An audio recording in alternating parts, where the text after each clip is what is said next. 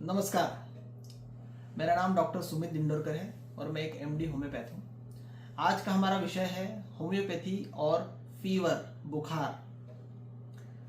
ऐसी एक आमतौर पर धारणा है कि एक्यूट कंडीशंस में जब तकलीफ बहुत ज़्यादा हो रही होती हो, जैसे सर्दी, जुकाम, बुखार, उल्टी, दस्त, एक्यूट कंडीशंस में होम्योपैथी का कोई रोल नहीं है, ऐसी एक बहुत पुरानी धारणा है। बट एक्चुअली ऐसा नहीं है, ये एक मिथ है।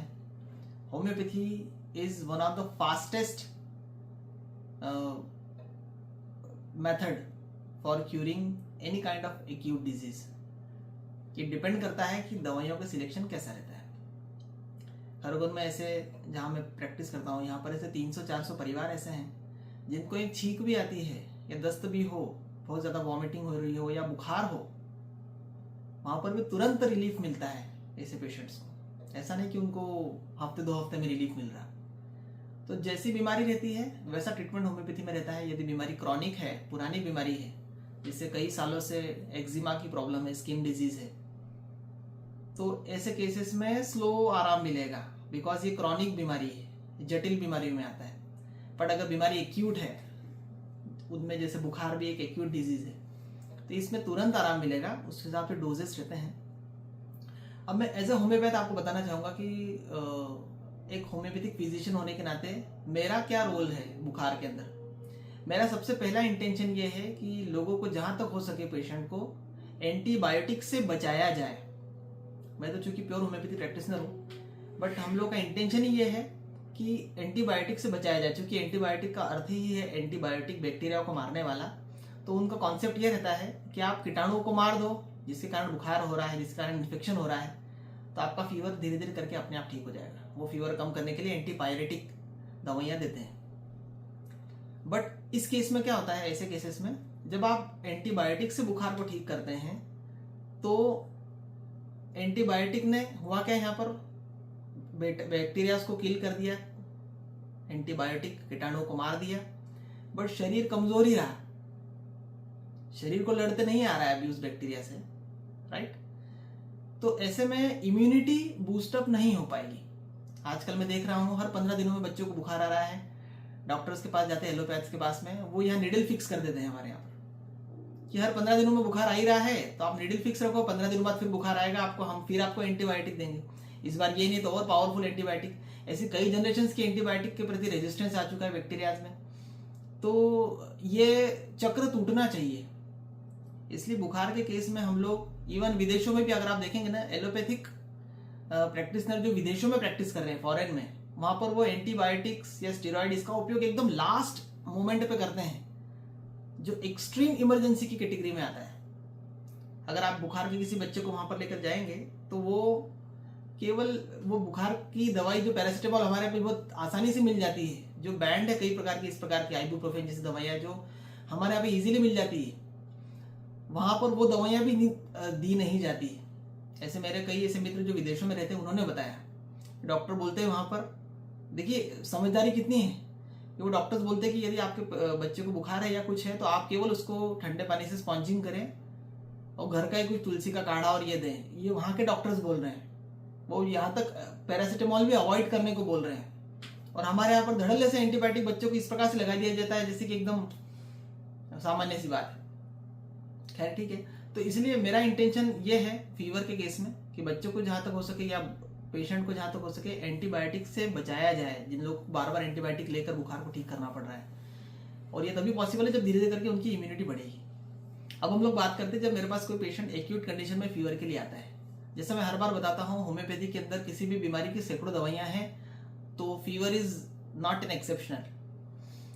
यहाँ पर भी बुखार की भी कई दवाइयाँ रहती हैं जो कि सिम्टम्स के हिसाब से दी जाती है। सिम्टम्स यानी कैसे, फीवर के साथ में फीवर टेम्परेचर कितना है सबसे पहले ये देखा जाता है, साथ में हेडेक तो नहीं है, बॉडी एक है या नहीं है, पानी की प्यास कैसी लग रही है, पेशेंट की उस समय इंटरनली क्या इच्छा हो रही है, क्या केवल लेटे रहने की इच्छा हो रही है, वीकनेस आ रहा है, डलनेस आ रही है, या फिर पेशेंट को लग रहा है कि वो खूब ओवर एक्साइट हो रहा है। बिकॉज जब ब्रेन में ब्लड का फ्लो ज़्यादा हो जाता है उस समय भी फीवर के केस में, उस समय भी कई बार स्टुपोर का केस आता है, पेशेंट बड़बड़ाते हैं बच्चे। कई बार बुखार में आपने देखा होगा अननेसेसरी मटरिंग करते हैं, बड़बड़ाते हैं।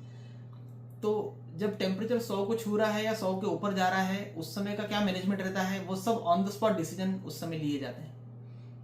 बुखार की होम्योपैथी में कई दवाइयां हैं, एकोनाइट आर्सेनिक एल्बम से लेकर नेट्रम्यूर, जेल्सिमियम, चाइना, हिपरसल्फ, चिनिनम आर्स, चिनिनम सल्फ, बेप्टिशिया, मलेरिया ऑफिसिनालिस, ऐसी कई दवाइयां हैं होम्योपैथी में बुखार की, ब्रायनिया, नक्सोमिका से लेकर, जो कि अकॉर्डिंगली दी जाती हैं, सिम्टम्स के हिसाब से दी जाती है, सीजन के हिसाब से दी जाती है। बारिश के समय के बुखार है, उस समय रस्टॉक्स जैसी दवाइयां बहुत अच्छे से काम करती हैं।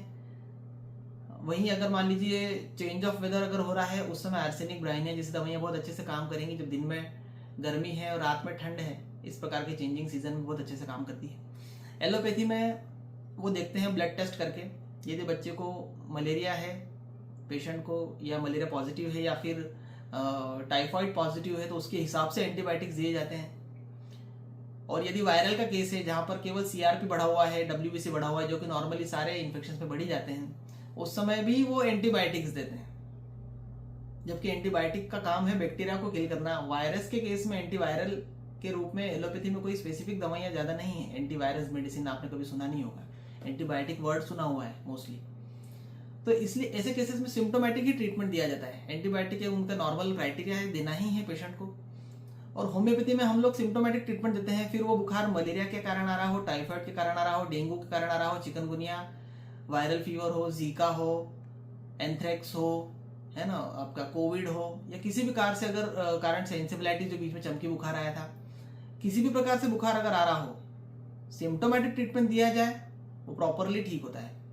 यहाँ तक कि हम लोगों ने 2006 में, मुझे याद है जब मेरे फादर प्रैक्टिस कर रहे थे, मैं उस समय पढ़ रहा था, लास्ट फाइनल ईयर में था BHMS के।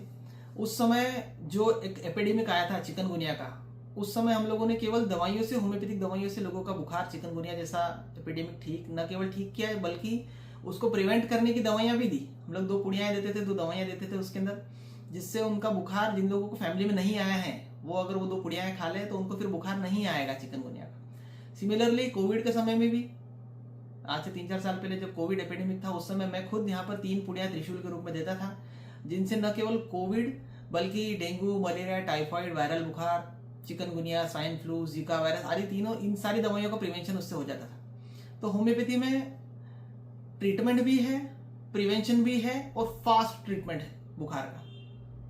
यही है, आप आपके होम्योपैथ से मिले, जो आपके निकट में कोई होम्योपैथ रहता हो, नहीं तो आप मुझसे भी संपर्क कर सकते हैं। मैं टेलीफोनिक भी ट्रीटमेंट इस मामले में देता हूँ। और होम्योपैथी पर थोड़ा सा फेथ रखें। अगर बच्चे को बार बार एंटीबायोटिक देकर बुखार ठीक किया गया है, तो ऑब्वियसली शुरुआत में हो सकता है, क्योंकि रेल की पटरी भी धीरे धीरे चेंज होती है, तो हो सकता है धीरे धीरे करके रिलीफ मिले बच्चे को। बट आराम मिलने के बाद भी हम 2 से 3 महीने होम्योपैथिक दवाइयां खिलाते हैं, ताकि बच्चे की इम्यूनिटी बढ़े, अगली बार उसको फीवर ना आए। ये सबसे इंपॉर्टेंट फैक्टर है ना। बार बार बीमार पड़ने से बच्चे का ग्रोथ, डेवलपमेंटल भी प्रॉब्लम क्रिएट होगा आगे जाके, और वो डिपेंडेंट रहेगा हर बार एंटीबायोटिक्स पर या फिर हायर टॉक्सिक मेडिसिन पर। तो जहां तक हो सके आप बच्चों को से लेकर सभी को, फीवर के केस में भी आप पहले होम्योपैथिक दवाइयों को प्रीफर करें, और हमेशा स्वस्थ रहें, प्रसन्न रहें। आज का मेरा यह वीडियो आप लोगों को कैसा लगा मुझे बताइएगा कमेंट करके, और मेरे इस चैनल को लाइक, शेयर और सब्सक्राइब कीजिएगा। Thank you so much.